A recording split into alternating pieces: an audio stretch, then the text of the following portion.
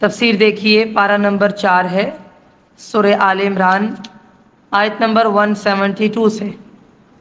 اعوذ باللہ من الشیطان الرجیم، الذین استجابوا للہ والرسول من بعد ما اصابهم القرح للذین احسنوا منہم واتقوا اجر عظیم۔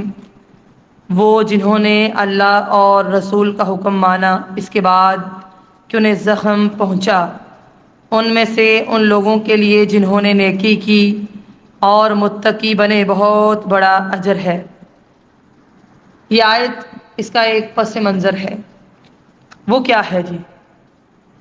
آپ نے پیچھے پڑھا شہداء کی فضیلت ہے، کیونکہ غزوہ احد کا واقعہ پیش آیا تو بعض لوگوں نے یہ سوچا کہ دیکھو اگر یہ ہمارے ساتھ ہوتے تو آج شہید نہ ہوتے، تو اللہ تعالیٰ نے ان کے فضائل بیان کر دیے۔ یہ جو آیت ہے اس میں آپ دیکھ رہے ہیں اللہ تعالیٰ بیان فرما رہے ہیں کہ زخم پہنچنے کے بعد جنہوں نے اللہ اور اس کے رسول کا حکم مانا، یہ ایک غزوہ تھا حمراء الاسد، ٹھیک ہے؟ یہ اس دن کے واقعے کی طرف اشارہ ہے کہ مشرکین مسلمانوں کو نقصان پہنچانے کے بعد جب جنگ احد سے اپنے علاقوں کی طرف واپس جا رہے تھے، اب دیکھیے نا، جب وہ واپس جا رہے تھے تو راستے میں مدینہ آ رہا تھا، چاہتے تو جاتے ہوئے حملہ کر لیتے، لیکن اللہ تعالیٰ نے مدینہ کی حفاظت کی، ان کے ذہنوں میں یہ بات ہی نہیں آئی، تو انہوں نے راستے میں اس بات پر ندامت اور افسوس کا اظہار کیا کہ بھلا ہم نے مدینہ پر حملہ کیوں نہیں کر لیا۔ جب رسول اللہ صلی اللہ علیہ وسلم کو اس خبر کا علم ہوا تو آپ نے مسلمانوں کو ان کا تعاقب کرنے کے لیے کہا تاکہ ان پر رعب طاری ہو جائے اور کفار کو بتایا جا سکے کہ زخموں کے باوجود مسلمان کمزور نہیں ہیں، یعنی جذبے ان کے جوان ہیں۔ اب اس میں ایک بڑی اہم چیز پتہ کیا تھی؟ تعاقب کے لیے انہی مسلمانوں کو کہا جنہوں نے غزوہ احد میں شرکت کی تھی، ٹھیک ہے؟ ہاں، صرف حضرت جابر بن عبداللہ اس سے مستثنیٰ تھے کہ مسلمان دیکھیے زخموں سے نڈال تھے اور ذہنی طور پر بھی انہیں کئی طرح کی پریشانیاں آئی تھیں، اور جب حکم یہ ہوا کہ تم ہی نے ان کا تعاقب کرنا ہے، لیکن ہم ذرا سا کام کر لیں تو ہم کہتے ہیں آرام چاہیے، کام پر کام نہیں ہوتا۔ صحابہ کرام کی زندگیوں سے ملتا ہے کام پر کام کرنا اللہ کے دین کے لیے۔ انہی کو کہا تعاقب کرو، اور انہوں نے تعاقب کیا۔ یہ جنگ احد سے اگلے دن کا واقعہ ہے۔ اب یہ ٹیسٹ زیادہ سخت نہیں تھا، ذرا غور کیجئے، ابھی کتنی بڑی پریشانی کا سامنا ہوا، شکست بھی ہوئی، زخم بھی پہنچے، شہادتیں بھی ہوئیں، ذہنی آزمائشیں بھی آئیں، اس کے باوجود جب حکم ہوا کہ تم نے ہی جانا ہے تو وہ اٹھ کھڑے ہوئے، اگرچہ وہ زخمی تھے لیکن اللہ اور اس کے رسول صلی اللہ علیہ وسلم کے حکم کی تعمیل کی۔ جب مدینہ سے تقریباً 8 میل کے فاصلے پر حمراء الاسد نامی جگہ پر پہنچے تو مشرکین کو ان کے آنے کی اطلاع مل گئی۔ انہوں نے آپس میں کہا اس مرتبہ تو واپس چلتے ہیں، اگلے سال پھر آئیں گے۔ اس صورتحال کے پیش نظر نبی مکرم صلی اللہ علیہ وسلم بھی مدینہ واپس تشریف لے آئے۔ اس آیت میں اسی واقعے کی طرف اشارہ ہے اور مسلمانوں کو خوشخبری دی گئی ہے۔ بخاری میں آتا ہے حضرت عائشہ رضی اللہ تعالی عنہا نے اپنے بھانجے عروہ سے کہا، اے میرے بھانجے، تیرے دونوں باپ حضرت زبیر یعنی کہ والد اور نانا حضرت ابو بکر بھی ان میں شامل تھے۔ جب رسول اللہ صلی اللہ علیہ وسلم کو احد میں وہ تکالیف پہنچی اور مشرکین واپس چلے گئے تو آپ نے خوف محسوس کیا کہ وہ پلٹ نہ آئیں، فرمایا ان کے پیچھے کون جائے گا؟ تو 70 آدمیوں نے لبیک کہا، ان میں حضرت صدیق اکبر اور حضرت زبیر بھی تھے۔ پتہ چلا یہ ہے ٹیسٹ۔ میدان جہاد میں گئے، آزمائشیں، تکالیف، زخم آئے، لیکن جب دوبارہ اللہ کا حکم آیا تو پھر کھڑے ہو گئے۔ الذین قال لهم الناس ان الناس قد جمعوا لكم فاخشوهم فزادهم ایمانا وقالوا حسبنا اللہ ونعم الوکیل۔ وہ لوگ کہ لوگوں نے جب ان سے کہا کہ بے شک بہت سے لوگوں نے تمہارے لیے لشکر جمع کر لیے ہیں، ان لشکروں سے ڈر جاؤ، تو اس بات نے انہیں ایمان میں زیادہ کیا، وہ گھبرائے نہیں، اور انہوں نے کہا ہمیں اللہ کافی ہے اور وہ اچھا کارساز ہے۔ یہ آیت بھی اسی واقعہ سے متعلق ہے۔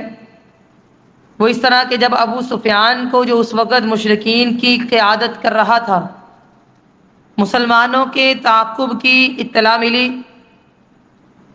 تو اس نے ایک تجارتی قافلے کے ذریعے سے رسول اللہ صلی اللہ علیہ وسلم کو یہ چیلنج بھیجا کہ میں نے بہت بڑا لشکر جمع کر لیا ہے، میں مدینہ پر پھر سے حملہ کرنے والا ہوں، تاکہ وہ خوف زدہ ہو جائے۔ لیکن یہ سن کر مسلمان خوف زدہ نہیں ہوئے، بجائے اس کے کہ کوئی خوف آتا دل میں، ایمانی قوت پیدا ہوئی، اور رسول اللہ صلی اللہ علیہ وسلم نے اور صحابہ کرام نے کہا حسبنا اللہ ونعم الوکیل، ہمیں اللہ کافی ہے اور وہ اچھا کارساز ہے۔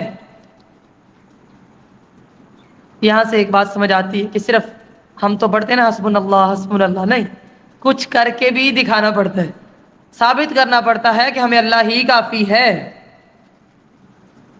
حضرت عبداللہ بن عباس رضی اللہ عنہما فرماتے ہیں کہ حسبنا اللہ ونعم الوکیل، اس کا کلمہ ابراہیم علیہ السلام نے اس وقت کہا تھا جب انہیں آگ میں ڈالا گیا تھا، اور محمد صلی اللہ علیہ وسلم نے اس وقت کہا جب لوگوں نے کہا ان الناس قد جمعوا لکم فاخشوہم فزادہم ایمانا، تو انہوں نے کہا حسبنا اللہ ونعم الوکیل۔ یہ بخاری کی روایت ہے کہ ہمیں اللہ کافی ہے اور وہ بہترین کارساز ہے۔ یہ باتیں سن کے وہ خوف زدہ نہیں ہوئے، لوگوں کی باتوں سے مومن گھبرایا نہیں کرتے۔ کبھی اللہ تعالیٰ نے انشاءاللہ موقع دیا تو اس پر میں ایک لیکچر دوں گی کہ لوگ کیا کہیں گے، یہ جو سوچ ہے ہماری یہ کیسی سوچ ہے۔ بجائے اس کے کہ وہ ڈرتے، فزادہم ایمانا، ان کا ایمان بڑھ گیا، کہ صحابہ کرام کا ایمان ان کے چیلنج سے زیادہ بڑھ گیا بجائے کہ کم ہوتا۔ اچھا، یہاں سے ایک بات سمجھ آتی ہے کہ ظاہر ہے کہ پہلے ایمان تھوڑا کم تھا، تبھی کہا نا بڑھ گیا۔ ایمان زیادہ بھی ہوتا ہے، کم بھی ہوتا ہے، اس سے کفر لازم نہیں آتا۔ ایمان کی حالت ہے نا، جب آپ مجالس میں بیٹھتے ہیں وہ بڑھ جاتا ہے، واپس اسی ماحول میں جاتے ہیں تھوڑا سا کم ہو جاتا ہے، ایسے ہی ہے نا۔ تو ایمان بڑھتا بھی ہے، کم بھی ہوتا ہے، لہذا دل کے اندر ایمان ہونا ضرور چاہیے۔ بعض لوگ جو یہ کہتے ہیں نا کہ ہمارا ایمان حضرت ابو بکر جیسا ہے، اس کی تردید ہے کہ ایمان کم بھی ہوتا ہے، زیادہ بھی ہوتا ہے۔ یقیناً ہمارا ایمان تو کم ہے، اور ایمان جتنا بڑھتا ہے جذبہ اتنا ہی زیادہ بڑھتا ہے، وہ دعوت کا جذبہ ہو یا جہاد کا، دین پر عمل کرنے کا ہو یا عبادات کا۔ مسلم کی روایت ہے، رسول اللہ صلی اللہ علیہ وسلم نے فرمایا جس نے نہ جنگ کی نہ اپنے دل سے جنگ کی بات کی، وہ نفاق کی ایک شاخ پر مرا، یعنی کہ منافقت پر اسے موت آئی۔ یہ ابو داود کی روایت ہے۔ لہذا دل میں ایمان رکھیے، تمنا کیجئے، ارادہ کیجئے۔ فانقلبوا بنعمة من الله وفضل لم يمسسهم سوء واتبعوا رضوان الله واللہ ذو فضل عظیم۔ تو وہ اللہ کی طرف سے عظیم نعمت اور فضل کے ساتھ واپس آئے، انہیں کوئی برائی نہ پہنچی اور انہوں نے اللہ کی رضا کی پیروی کی۔ اللہ تعالیٰ بہت بڑے فضل والا ہے۔ دیکھیے جنگ نہیں ہوئی وہ الگ بات ہے، لیکن وہ گئے ہیں، ٹیسٹ اللہ تعالیٰ نے کر لیا ان کا، آزمائش پر آزمائش کر لی ہے، فتح دی ہے، لیکن چیک تو کیا ہے اس آیت سے۔ اور حضرت عبداللہ ابن عباس کی حدیث سے جو کلمہ ہم نے پڑھا حسبنا اللہ و نعم الوکیل، اس کی فضیلت ثابت ہوتی ہے کہ کس طرح ابراہیم علیہ السلام، نبی کریم علیہ السلام اور صحابہ کرام ہر قسم کی برائی سے محفوظ رہے، اللہ کی نعمت اور فضل کے ساتھ لوٹے اور اللہ کی رضا کی پیروی کی۔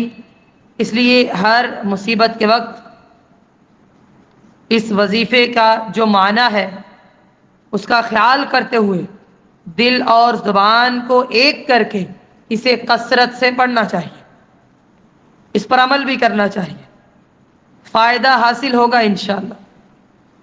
ٹھیک ہے، بعض دفعہ لوگ پوچھتے ہیں نا ہم پریشان ہیں کیا پڑھیں، یہ وظیفہ اختیار کریں دل اور زبان کے ساتھ، عمل کے ساتھ۔ انما ذالکم الشیطان یخوف اولیاءہ فلا تخافوہم وخافون ان کنتم مؤمنین۔ یہ تو شیطان ہی ہے جو اپنے دوستوں سے ڈراتا ہے، تو تم ان سے مت ڈرو، مجھ سے ڈرو اگر تم مومن ہو۔ وہ شخص جو یہ افواہیں پھیلا رہا تھا اسے شیطان کہا گیا ہے، اور یہ کہ وہ اپنے کافر اور منافق دوستوں سے ڈرا رہا ہے۔ مسلمانوں کو چاہیے اپنے دلوں میں اللہ کے سوا کسی کا ڈر نہ رکھیں۔ حقیقی شیطان بھی اپنے انسانی دوست شیطانوں کے دلوں میں مسلمانوں کو خوف زدہ کرنے کے نئے نئے طریقے ڈالتا رہتا ہے، لہذا اگر اللہ کی مدد چاہتے ہیں اپنے دل میں اللہ کا ڈر رکھنا ہے۔ اچھا، آج کل اخبارات، ریڈیو، ٹی وی، انٹرنیٹ جھوٹ پھیلانے اور خوف زدہ کرنے کے لیے شیطان کے آلات ہیں۔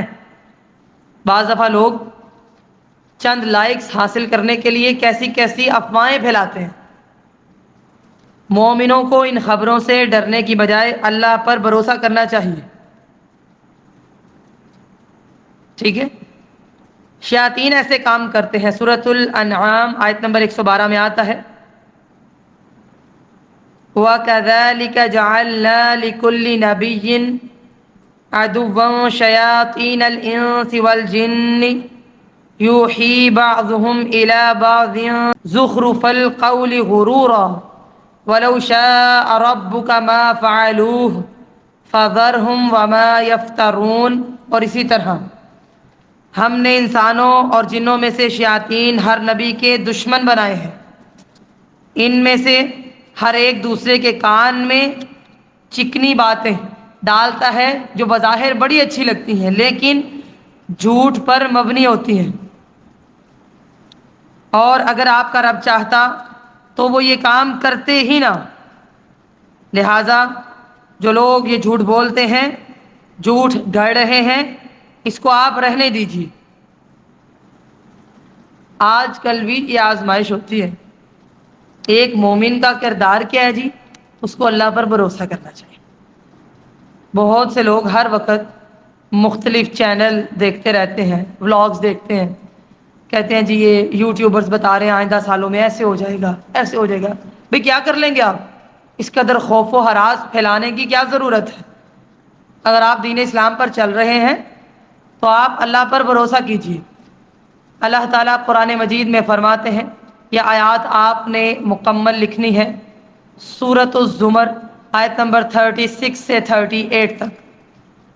الیس اللہ بکاف عبدہ، کیا اللہ اپنے بندے کو کافی نہیں ہے، یہاں سے لے کر کل حسبی اللہ علیہ یتوکل المتوکلون، یہاں تک آپ نے مکمل آیات لکھنی ہے کہ کہہ دیجئے مجھے اللہ کافی ہے، بھروسہ کرنے والے اسی پر بھروسہ کرتے ہیں۔ سورہ النساء آیت نمبر 76 میں آتا ہے، اللہ تعالیٰ فرماتے ہیں فَقَاتِلُوا أَوْلِيَاءَ الشَّيْطَانِ إِنَّ كَيْدَ الشَّيْطَانِ كَانَ ضَعِيفًا، لہذا تم شیطان کے مددگاروں سے لڑو، ڈرو نہیں، کیونکہ شیطان کی چالیں کمزور ہوتی ہیں۔ اسی طرح سورہ مجادلہ آیت نمبر 19 اللہ تعالیٰ فرماتے ہیں اولئک حزب الشیطان الا ان حزب الشیطان هم الخاسرون، یہ گروہ شیطان کا گروہ ہے، سن لو شیطان کا لشکر نقصان اٹھائے گا۔ جو بھی جھوٹ پھیلاتا ہے نا، خوف و ہراس پھیلاتا ہے، افواہیں پھیلاتا ہے، وہ اسی لشکر میں شامل ہے، جبکہ اللہ تعالیٰ بڑا غالب ہے، زور آور ہے۔ سورہ مجادلہ آیت نمبر 21 میں آتا ہے، اللہ تعالیٰ فرماتے ہیں کتب اللہ لاغلبن انا ورسلی ان اللہ قوی عزیز، اللہ نے لکھ رکھا ہے کہ میں اور میرے پیغمبر ضرور غالب رہیں گے، بس آپ کو ایمان لانا ہے اپنے اندر، بے شک اللہ تعالیٰ زور آور ہے اور زبردست ہے۔ سورۃ الحج آیت نمبر 40 میں آتا ہے، اللہ تعالیٰ فرماتے ہیں وَلَيَنصُرَنَّ اللَّهُ مَن يَنصُرُهُ، جو شخص اللہ کی مدد کرتا ہے، اللہ کے دین کی مدد کرتا ہے، اللہ اس کی مدد ضرور کرتا ہے۔ اگر آپ چاہتے ہیں نا آپ کے ہر معاملے میں اللہ کی مدد شامل حال رہے، تو آپ کو چاہیے کہ آپ اللہ کے دین کا کام کیجیے، اللہ تعالیٰ آپ کے کام کرے گا۔ اسی طرح سورہ محمد آیت نمبر 7 میں آتا ہے، آیات کے نمبر لکھیے گا، یا ایہا الذین آمنوا ان تنصروا اللہ ینصرکم، اہل ایمان اگر تم اللہ کی مدد کرو گے اللہ تمہاری بھی مدد کرے گا۔ آپ نہیں چاہتے کہ اللہ ہماری مدد کرے، لہٰذا آپ اللہ کے دین کا کام کیجیے۔ اللہ کی مدد کیا ہے؟ اللہ کے دین کی مدد۔ آپ اللہ کے دین کا کام کریں گے، اللہ تعالیٰ آپ کے کام کرے گا۔ اسی طرح سورہ مؤمن آیت نمبر 51 اور 52 میں بھی ایسا ہی مضمون آیا ہے کہ ہم اپنے پیغمبروں کی اور جو مومن ہیں ان کی دنیا کی زندگی میں مدد کرتے ہیں، لہٰذا آپ کو مدد چاہیے تو ایک کام کرنا ہے، شیطان کے گروہ میں شامل نہیں ہونا، ایمان پیدا کرنا ہے، اللہ کے دین کی مدد کرنی ہے۔ وَلَا يَحْزُنكَ الَّذِينَ يُسَارِعُونَ فِي الْكُفْرِ إِنَّهُمْ لَن يَضُرُّوا اللَّهَ شَيْئًا يُرِيدُ اللَّهُ أَلَّا يَجْعَلَ لَهُمْ حَظًّا فِي الْآخِرَةِ وَلَهُمْ عَذَابٌ عَظِيمٌ، اور وہ لوگ تجھے غمزدہ نہ کریں جو کفر میں جلدی کرتے ہیں، بے شک وہ اللہ کو ہرگز کچھ نقصان نہیں پہنچائیں گے۔ اللہ چاہتا ہے کہ آخرت میں ان کے لیے کوئی حصہ نہ رکھے اور ان کے لیے بہت بڑا عذاب ہے۔ دیکھیے کافر اور منافق ہمیشہ سے مختلف طریقوں سے رسول اللہ صلی اللہ علیہ وسلم کی مخالفت کرتے رہے ہیں، اس سے فطری طور پر ایک انسان رنجیدہ ہو جاتا ہے۔ خصوصاً غزوہ احد میں منافقین نے جو میدان چھوڑا اور مسلمانوں کو اللہ کی نصرت سے مایوس کیا، اس پر یہ آیات نازل ہوئیں اور آپ صلی اللہ علیہ وسلم کو تسلی دی گئی کہ اس طرح کی مخالفتوں سے اسلام کا کوئی نقصان نہیں ہوتا، بلکہ جو لوگ ایسا رویہ اختیار کرتے ہیں آخرت میں ان کا کوئی حصہ نہیں ہے۔ یاد رکھیے گا، بعض لوگ آپ ان کے پاس بیٹھتے ہیں جس کو آپ کہتے ہیں وائبس، کسی کے پاس سے آپ کو ایسی شعائیں ملتی ہیں کہ آپ حوصلہ لے کر اٹھتے ہیں۔ بعض لوگ آپ ان کے پاس بیٹھتے ہیں مزید مایوس ہو جاتے ہیں۔ تو یہ نفاق کی علامت ہے کہ بندہ خود بھی مایوس ہو اور دوسروں کو بھی مایوس کرے۔ کبھی بھی اللہ کی رحمت سے نہ آپ نے مایوس ہونا ہے، نہ کسی کو مایوس ہونے دینا ہے۔ کہا ایسے لوگ جو یہ کوشش کرتے ہیں اسلام کا کچھ بھی نقصان نہیں کر سکتے۔ ان الذين اشتروا الكفر بالایمان لن يضروا الله شيئا ولهم عذاب علیم۔ بے شک وہ لوگ جنہوں نے کفر کو ایمان کے بدلے خرید لیا وہ ہرگز اللہ کو کچھ بھی نقصان نہیں پہنچائیں گے اور ان کے لیے دردناک عذاب ہے۔ یعنی وہ لوگ جو ایمان کی بجائے کفر اختیار کرتے ہیں خود اپنا ہی برا کرتے ہیں، اس کے نتیجے میں ان کو ہی دردناک عذاب ملے گا۔ وَلَا يَحْسَبَنَّ الَّذِينَ كَفَرُوا أَنَّمَا نُمْلِي لَهُمْ خَيْرٌ لِأَنفُسِهِمْ إِنَّمَا نُمْلِي لَهُمْ لِيَزْدَادُوا إِثْمًا وَلَهُمْ عَذَابٌ مُّهِينٌ۔ اور وہ لوگ جنہوں نے کفر کیا ہرگز گمان نہ کریں کہ بے شک جو مہلت ہم انہیں دے رہے ہیں وہ ان کی جانوں کے لیے بہتر ہے، ہم تو انہیں صرف اس لیے مہلت دے رہے ہیں کہ وہ گناہوں میں بڑھ جائیں اور ان کے لیے رسوا کرنے والا عذاب ہوگا۔ بعض دفعہ بعض لوگ بڑے خوش ہوتے ہیں کہ ہمیں تو کوئی بیماری نہیں آتی، ہمیں تو دیکھو کوئی پریشانی نہیں آتی، یہ کوئی خوشی کی بات نہیں ہے۔ اللہ تعالیٰ جس کو ڈھیل دینا چاہتا ہے اس کو چھوڑ دیتا ہے۔ کہ ہم جو ان کافروں کی عمریں لمبی کرتے چلے جا رہے ہیں، مال دے رہے ہیں، انہیں ان کے حال پر چھوڑ دیا ہے، اولاد کی بھی نعمتیں ہیں، دنیا کی بھی نعمتیں ہیں، وافر، کیا یہ سب ان کے لیے بہتر ہے؟ نہیں، یہ تو برا ہے۔ گناہوں میں بڑھ جائیں، توبہ کی توفیق حاصل ہی نہ ہو، ایسا محسوس کریں کہ اللہ ہم سے تو راضی ہے، یہ سب کچھ عذاب کا باعث ہے۔ لہٰذا اگر بہت ٹائم گزر جائے، آپ بیمار نہ ہو، بخار نہ آئے، تو آپ ذرا پریشان ہو جایا کریں۔ محدثین پریشان ہو جاتے تھے کہ کوئی بیماری نہیں آ رہی، ہمارے گناہ معاف نہیں ہو رہے۔ تو ہم میں سے بعض لوگ معاشرے کے اندر ایسے ہوتے ہیں، کہتے ہیں اچھا یہ تو اتنا نیک ہے، اسے کیوں بار بار بیماری آ جاتی ہے؟ انبیاء پر سب سے زیادہ آزمائشیں آتی تھیں۔ سورہ مؤمنون آیت نمبر 55 اور 56 میں اللہ تعالیٰ نے ایسے ہی مضمون کو دہرایا ہے۔ أَيَحْسَبُونَ أَنَّمَا نُمِدُّهُم بِهِ مِن مَّالٍ وَبَنِينَ، کیا یہ لوگ یہ خیال کرتے ہیں کہ ہم جو دنیا میں ان کو مال اور بیٹے دے رہے ہیں، ان کی مدد کر رہے ہیں، تو اس سے ان کی بھلائی میں جلدی کر رہے ہیں؟ نہیں، نُسَارِعُ لَهُمْ فِي الْخَيْرَاتِ بَل لَّا يَشْعُرُونَ، بلکہ یہ نیکیوں میں آگے نہیں ہو رہے، اصل میں ان کو سمجھ نہیں ہے، یہ ٹیسٹ ہے ان کا۔ سورۃ القلم آیت نمبر 44 میں آتا ہے، اللہ تعالیٰ فرماتے ہیں فَذَرْنِي وَمَن يُكَذِّبُ بِهَذَا الْحَدِيثِ سَنَسْتَدْرِجُهُم مِّنْ حَيْثُ لَا يَعْلَمُونَ، لہذا چھوڑ دیجئے مجھے اور اس کو جو اس حدیث قرآن کو جھٹلاتا ہے، ہم ان کو آہستہ آہستہ ایسے طریق سے پکڑیں گے کہ ان کو خبر بھی نہیں ہوگی کہ اللہ ہمیں پکڑ رہا ہے۔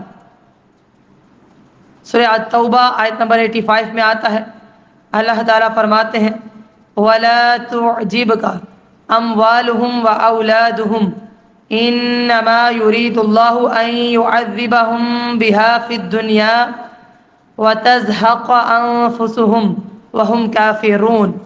اور اے نبی صلی اللہ علیہ وسلم، ان کے مال اور اولاد آپ کو حیرت میں کبھی نہ ڈالیں، ان چیزوں سے اللہ یہ چاہتا ہے کہ ان کو دنیا میں عذاب دے، اور جب ان کی جان نکلے اس وقت بھی وہ کافر ہو۔ کبھی کبھی ہم کہتے ہیں اچھا یہ بندہ اتنا سود کھاتا ہے، دیکھو مال تو کم ہی نہیں ہو رہا، دیکھ کے پریشان نہ ہوا کریں، در حقیقت یہی تو ٹیسٹ ہے جو اللہ تعالیٰ نے کرنا ہے۔ اور آخرت میں ان کے لیے رسوا کن عذاب ہے۔ ما كان الله ليذر المؤمنين على ما أنتم عليه حتى يميز الخبيث من الطيب وما كان الله ليطلعكم على الغيب ولكن الله يجتبي من رسله من يشاء فآمنوا بالله ورسله وَإِن تُؤْمِنُوا وَتَتَّقُوا فَلَكُمْ أَجْرٌ عَظِيمٌ۔ اللہ کبھی بھی ایسا نہیں کہ ایمان والوں کو اس حال پر چھوڑ دے جس پر تم ہو، یہاں تک کہ ناپاک کو پاک سے الگ کرے، اور اللہ کبھی بھی ایسا نہیں کہ تمہیں غیب کی اطلاع کرے، لیکن اللہ اپنے رسولوں میں سے جسے چاہتا ہے غیب کی خبر دیتا ہے۔ لہٰذا اللہ اور اس کے رسولوں پر ایمان لاؤ اگر تم مومن ہو اور متقی ہو، تمہارے لیے بہت بڑا اجر ہے۔ دیکھیے جنگ احد میں کفر اور نفاق اور ایمان اور خلوص کھل کر سامنے آ گئے، ایسا ہی ہے نا؟ اس آیت کا تعلق بھی احد سے ہے کہ اللہ تعالیٰ نے چیک کر لیا کہ کون پکا مومن ہے، کون منافق ہے، کون کافر ہے۔ اور اللہ تعالیٰ آزمائش کیوں کرتے ہیں؟ مخلص لوگ سامنے آ جائیں چاہے تھوڑے ہوں۔ غیب کی خبر اللہ تعالیٰ سب کو نہیں دیتے، انبیاء میں سے جس کو چاہتے ہیں جتنا غیب عطا کرنا چاہیں اتنی خبر دے دیتے ہیں۔ سورۃ الجن آیت نمبر 26 اور 27 میں آتا ہے، اللہ تعالیٰ فرماتے ہیں عالم الغیب فلا یظہر علی غیبہ احدا، وہی غیب کی بات جاننے والا ہے، وہ کسی پر اپنے غیب کو ظاہر نہیں کرتا۔ الا من ارتضی من رسول، جس پیغمبر کو پسند کرے اسے وہ غیب کی بعض خبریں بتا دیتا ہے، آگاہ کر دیتا ہے۔ ہمارا کام ایک ہی ہے، وہ کیا ہے جی؟ کہ ہم اللہ پر اور اس کے رسولوں پر ایمان لائیں، تقوی اختیار کریں۔ غیب کی چابیاں اللہ کے پاس ہیں۔ سورۃ الانعام آیت نمبر 59 میں آتا ہے، اللہ تعالیٰ فرماتے ہیں وَعِندَهُ مَفَاتِحُ الْغَيْبِ لَا يَعْلَمُهَا إِلَّا هُوَ وَيَعْلَمُ مَا فِي الْبَرِّ وَالْبَحْرِ وَمَا تَسْقُطُ مِنْ وَرَقَةٍ إِلَّا يَعْلَمُهَا وَلَا حَبَّةٍ فِي ظُلُمَاتِ الْأَرْضِ وَلَا رَطْبٍ وَلَا يَابِسٍ إِلَّا فِي كِتَابٍ مُبِينٍ۔ اور اسی کے پاس غیب کی کنجیاں ہیں اور انہیں اس کے سوا کوئی نہیں جانتا۔ وہ جانتا ہے جو کچھ خشکی میں ہے، جو تری میں، کوئی پتا ایسا نہیں گرتا جس کو وہ جانتا نہ ہو، اور زمین کے اندھیروں میں کوئی دانہ نہیں، نہ کوئی تر چیز نہ کوئی خشک چیز، مگر اس کے پاس سارا علم ہے واضح کتاب میں۔ اسی طرح سورۃ النمل آیت نمبر 65 میں آتا ہے، اللہ تعالیٰ فرماتے ہیں قُل لَّا يَعْلَمُ مَن فِي السَّمَاوَاتِ وَالْأَرْضِ الْغَيْبَ إِلَّا اللَّهُ وَمَا يَشْعُرُونَ أَيَّانَ يُبْعَثُونَ۔ کہہ دیجیے آسمانوں اور زمین میں اللہ کے سوا کوئی غیب نہیں جانتا، اور یہ جو خود ساختہ معبود ہیں یہ تو یہ بھی نہیں جانتے کہ قبروں سے کب اٹھائے جائیں گے۔ لہذا غیب کا علم اللہ کے پاس ہے، اور اللہ تعالیٰ جسے چاہے پھر چن لے، غیب کی جتنی بات بتانا چاہے رسولوں میں سے صرف وہ بتا دے۔ وَلَا يَحْسَبَنَّ الَّذِينَ يَبْخَلُونَ بِمَا آتَاهُمُ اللَّهُ مِن فَضْلِهِ هُوَ خَيْرًا لَّهُمْ بَلْ هُوَ شَرٌّ لَّهُمْ سَيُطَوَّقُونَ مَا بَخِلُوا بِهِ يَوْمَ الْقِيَامَةِ وَلِلَّهِ مِيرَاثُ السَّمَاوَاتِ وَالْأَرْضِ وَاللَّهُ بِمَا تَعْمَلُونَ خَبِيرٌ۔ اور وہ لوگ جو اس میں بخل کرتے ہیں جو اللہ نے انہیں اپنے فضل سے دیا ہے، ہرگز گمان نہ کریں کہ وہ ان کے لیے اچھا ہے، بلکہ ان کے لیے برا ہے۔ ان قریب قیامت کے دن انہیں اس چیز کا طوق پہنایا جائے گا جس میں انہوں نے بخل کیا، اور اللہ ہی کے لیے آسمان اور زمین کی میراث ہے، اور اللہ اس سے جو تم کرتے ہو پوری طرح سے باخبر ہے۔ پیچھے آپ دیکھیے جہاد کی ترغیب ہے کہ جان کی قربانی دو، اور یہاں پر مال دینے کی ترغیب ہے کہ مال اللہ کی راہ میں لگاؤ۔ جو مال دینے میں بخل کرتا ہے، کنجوسی کرتا ہے، یہ اس کے بارے میں وعید ہے۔ رسول اللہ صلی اللہ علیہ وسلم نے فرمایا، بخاری کی روایت ہے، جس شخص کو اللہ تعالی مال دے اور وہ اس کی زکوٰۃ نہ دے، من آتاہ اللہ مالا فلم یؤدی زکاتہ، جس کو اللہ نے مال دیا بھی اللہ نے، اور وہ زکوٰۃ نہ دے، تو اس کے مال کو ایک گنجے سانپ کی شکل دے دی جائے گی جس کی آنکھوں پر 2 سیاہ نقطے ہوں گے، اور اس کا قیامت کے دن اسے طوق پہنایا جائے گا۔ اللہ تعالی ہمیں محفوظ فرمائے۔ اور وہ اسے اس کے منہ کے دونوں کناروں سے پکڑے گا اور کہے گا، انا مالک انا کنزک، میں تیرا مال، میں تیرا خزانہ ہوں۔ پھر آپ نے یہ آیت تلاوت فرمائی، بخاری کی روایت ہے۔ مسند احمد میں آتا ہے، نبی اکرم صلی اللہ علیہ وسلم نے فرمایا، جو شخص اپنے مال کی زکوٰۃ ادا نہیں کرتا، اس کے مال کو گنجے سانپ کی شکل دے دی جائے گی اور وہ اس کا پیچھا کرے گا۔ یہ بندہ اس سے بھاگے گا مگر وہ اس کا پیچھا کرے گا اور کہے گا، انا کنزک، میں تیرا خزانہ ہوں جس کو تو نے سنبھال کے رکھا ہے۔ انا کنزک، یہاں پر یہ حدیث مکمل ہو گئی۔ بخل کیا ہے؟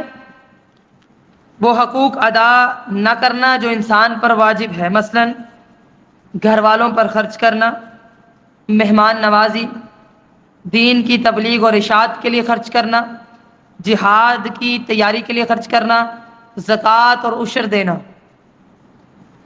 حضرت ابو بکر صدیق نے فرمایا، وَأَيُّ دَاءٍ أَدْوَأُ مِنَ الْبُخْلِ، بخل سے بڑی بیماری کیا ہو سکتی ہے؟ یعنی اتنی بڑی بیماری ہے یہ بخاری میں آتا ہے۔ دینا بھی اللہ کو ہے، سارے کا سارا مال ہے ہی اللہ کا، وَلِلَّهِ مِيرَاثُ السَّمَاوَاتِ وَالْأَرْضِ، آسمانوں اور زمین کا وارث اللہ ہی ہے، لہذا خرچ کرو۔ سورۃ الحدید آیت نمبر 7 میں آتا ہے، وَأَنفِقُوا مِمَّا جَعَلَكُم مُسْتَخْلَفِينَ فِيهِ، اور جس مال میں اس نے تم کو اپنا نائب بنایا ہے اس میں سے خرچ کرو، خرچ کرنا سیکھو، کیونکہ تمام کام اللہ ہی کی طرف لوٹ کر جانے والے ہیں۔ اپنے اموال کو آگے بھیجو، وہی تم نے محفوظ کیے ہیں، قیامت کے دن تمہیں فائدہ دیں گے۔ واللہ بما تعملون خبیر، جو تم عمل کرتے ہو وہ اللہ تعالیٰ کو معلوم ہے، تمہاری نیت بھی اور تمہارے اعمال بھی۔ اللہ تعالیٰ کہنے اور سننے سے زیادہ عمل کی توفیق عطا فرمائے۔